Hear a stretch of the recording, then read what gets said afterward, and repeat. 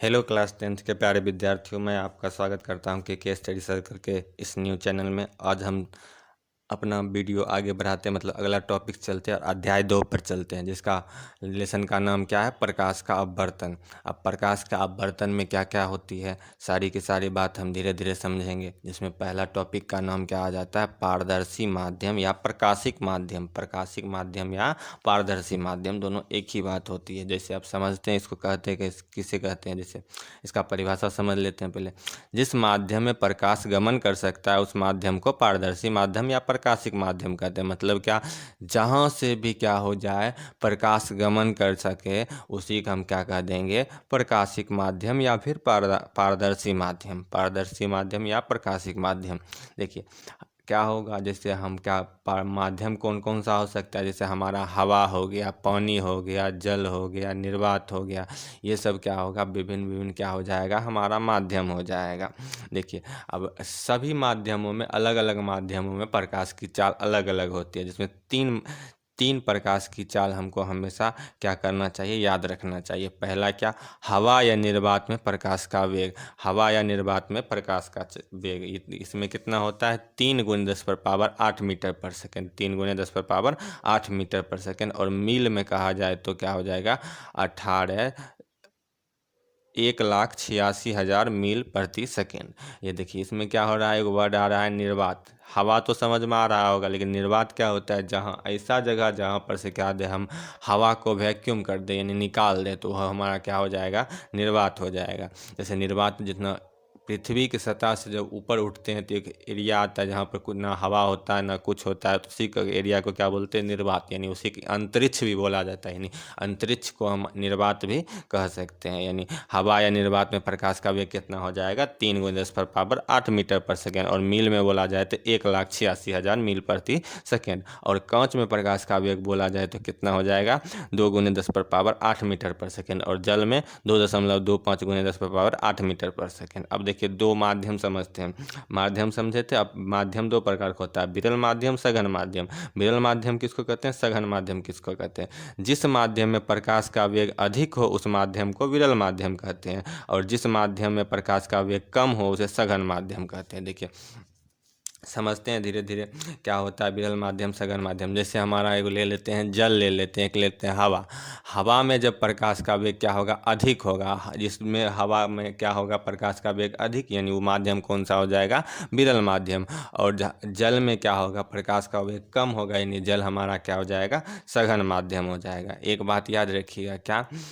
कौन सी बात? हम समझाते हैं। जैसे देखिएगा, ये हमारा क्या हो जाएगा? एक माध्यम अलग करने वाली सतह, ये हमारा हो जाएगा हवा, और ये हमारा क्या हो जाएगा? जल।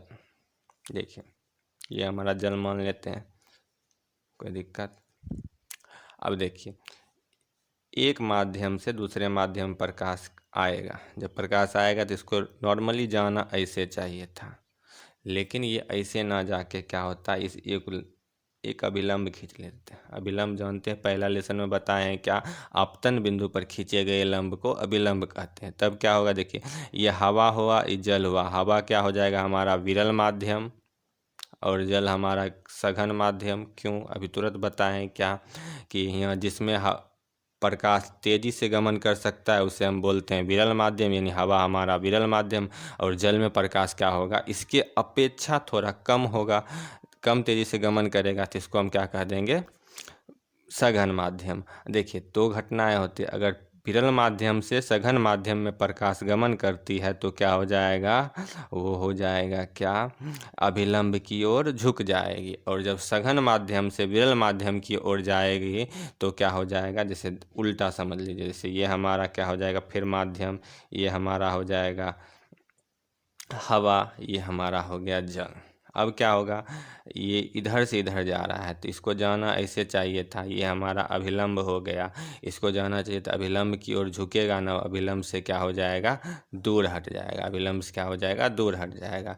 यार दोनों कंडीशन याद रखिएगा। जब कोई प्रकाश की किरण विरल माध्यम से सघन माध्यम में जाएगी तो क्या होगा? अभिलंब की ओर झुक जाएगी, और जब सघन माध्यम से विरल माध्यम की ओर जाएगी तो अभिलंब से क्या हो जाएगी? दूर हट जाएगी।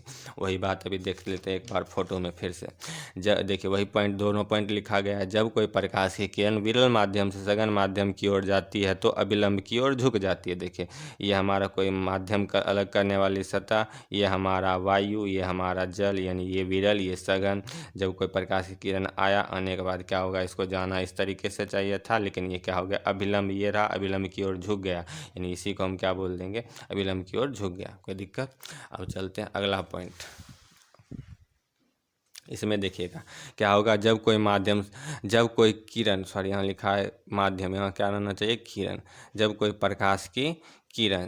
प्रकाश की किरण सघन माध्यम से विरल माध्यम की ओर जाती है तो वह अपने अभिलंब से दूर हट जाती है। जैसे ये क्या हो गया, देखिए उल्टा इसमें दर्शाया गया, सघन माध्यम से विरल माध्यम में जाएगी, जाना इसको ऐसे चाहिए था, लेकिन ये क्या हो जाएगा, अभिलंब से थोड़ा सा दूर हट जाएगा। अभिलंब ये रहा, अभिलंब से दूर हट गया, इसको हम क्या बोल देंगे, अलग हट गया, यानी विरल, यानी क्या हो जाएगा, अभिलंब से दूर हट जाएगा। अब मोस्ट इम्पॉर्टेंट टॉपिक ये क्या है, जिसका नाम है प्रकाश का अपवर्तन। लेसन का नाम ही देखिए क्या है, प्रकाश का अपवर्तन। अब वही समझना है, क्या प्रकाश का अपवर्तन होता क्या है। देखिए क्या होता है प्रकाश का अपवर्तन, एक माध्यम से दूसरे माध्यम में जाने पर प्रकाश की किरण वेग अपने पथ से मुड़ने की घटना को प्रकाश का अपवर्तन कहते हैं। सिंपल सी बात वही हुई।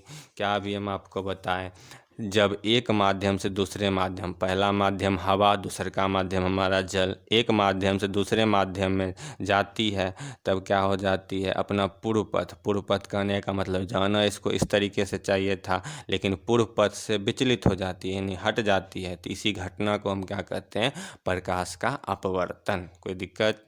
अब देखिए इसका एग्जाम्पल बहुत इंपॉर्टेंट होता है, इसका एग्जाम्पल बार बार पूछता है। जैसे आपको देखे होंगे क्या, पानी में डूबा हुआ छड़ आपको हल्का सा मुड़ा हुआ प्रतीत होता है, पानी में डूबा हुआ छड़ आपको मुड़ा हुआ प्रतीत होता है, या फिर पानी में डूबा हुआ सिक्का आप देखे होंगे थोड़ा सा उठा हुआ प्रतीत होता है। ये दोनों एग्जाम्पल किसका होता है, प्रकाश के अपवर्तन का। ये बहुत ज़्यादा इम्पोर्टेंट टॉपिक्स हैं, समझे। चलिए आज के लिए इतना ही, अब मिलते हैं अगले वीडियो में। धन्यवाद। अपना लाइक एंड शेयर करना ना भूलें अपने दोस्तों के साथ। धन्यवाद।